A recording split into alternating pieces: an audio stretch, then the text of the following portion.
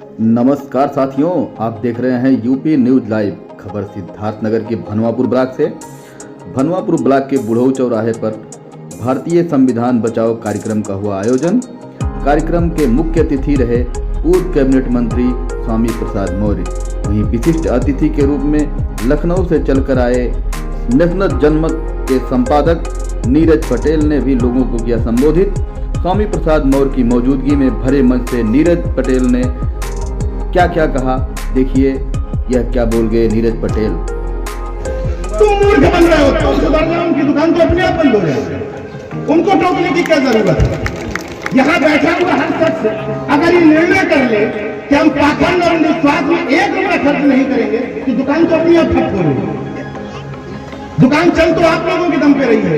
ये पाखंडी कथावाचक जो कहते हैं आप लोगों से कि बच्चों को साल भर ना पढ़ाओ और बेलपत्री चिपकवा दो सिवलिंग में, तो उनको पूजने और उनके यहाँ पैसा चढ़ाने कौन जाता है? आप लोग जाते हैं। अब आप ही लोग, ये बात मैं नहीं बता रहा हूं। एक महापुरुष आपके हुए हैं संत गाडगे, सुना है ना सबका नाम? संत गाडगे साहब के पास एक बकरी हुआ करती थी और जहां संत गाडगे रहते थे उसके सामने एक मंदिर थी, एक मस्जिद थी।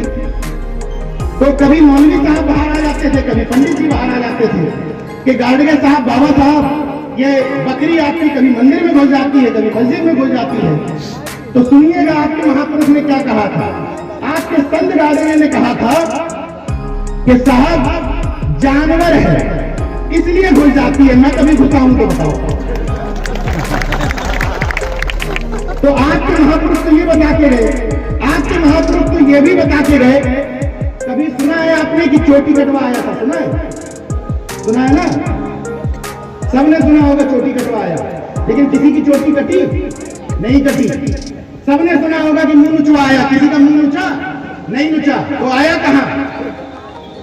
वही झूठ और भ्रमजाल का तंत्र जो आपके चारों तरफ घुमाया जाता है, वही एक झोली वाला बाबा आता है, दाढ़ी बढ़ाता है, जाल बिछाता है, जुमले सुनाता है और आपको राशन में और लैट्रिन में फंसाता है और आप फंस जाते हैं।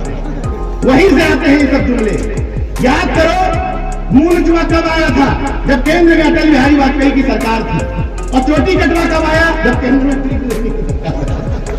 चाहिए, हिस्सेदारी चाहिए, भागीदारी चाहिए, या मंदिर का घंटा चाहिए। हमारा सुन के अगर ठीक लग रहा है तो हमसे भी सीख सकते हो कि मेरे लखनऊ के घर में भूत और भगवान दोनों का प्रवेश वर्जित है। गौर से सुन लीजिए। और अगर इस क्षेत्र में किसी तांत्रिक में हिम्मत हो तो मुझे लखनऊ जाने से रोक ले भाई, तुम्हारे तंत्र विद्या में शक्ति होती। खुला चुनौती दे रहा हूं, किसी में हैसियत हो तो रोक ले। क्यों नहीं है? क्योंकि मैं विज्ञानवादी व्यक्ति हूं। मैं विज्ञान और संविधान को मानता हूं और मानवता। अगर धर्म से तथा कथित पाखंडों से लोगों के अंदर इंसानियत और मानवता आ रही होती तो यहाँ जितने लोग पुलिसकर्मी यहाँ बैठे खड़े हुए, यहाँ का नजदीकी थाने में जाके चेक कर लो, धर्म को मानने वाला व्यक्ति रेपिस्ट और मर्डर नहीं होना चाहिए था। लेकिन दावे के साथ कह रहा हूं, उस थाने में जितने भी मर्डर और रेपिस्टों के नाम होंगे वो किसी न किसी धर्म को मानने वाले होंगे। चुनौती के साथ कह रहा हूं। लेकिन वो लोग बुद्धिस्ट और नास्तिक नहीं हो सकते, ये भी चुनौती के साथ कह रहा हूं। किसी भी धर्म को मानने वाले हो, बुद्धिस्ट और नास्तिक नहीं होंगे। तो फिर तुम्हारे धर्म ने तुमको क्या सिखाया? वो लोग जो अपने आप को धार्मिक और मतांध कहते हैं, गुलाम कहते हैं, वो लोग जो चूहे को गणेश का वाहन मानते हैं, वो अपने घरों में चूहे को मारने के लिए चूहा मार दवा रखते हैं और हमारे जैसे नास्तिक लोग पिंजड़ा रखते हैं। तो मानवता किसके अंदर है? इंसानियत किसके अंदर है? जो लोग सुबह से शाम तक धर्म का राग लगाते हैं वो टेबल के नीचे से घूस लेते हैं और हम लोग अपना पैसा लगा लगा करके समाज को जगाने का काम करते हैं। तो असली धर्म धार्मिक लोग कौन है? ये धर्म की परिभाषा गलत कर दी गई।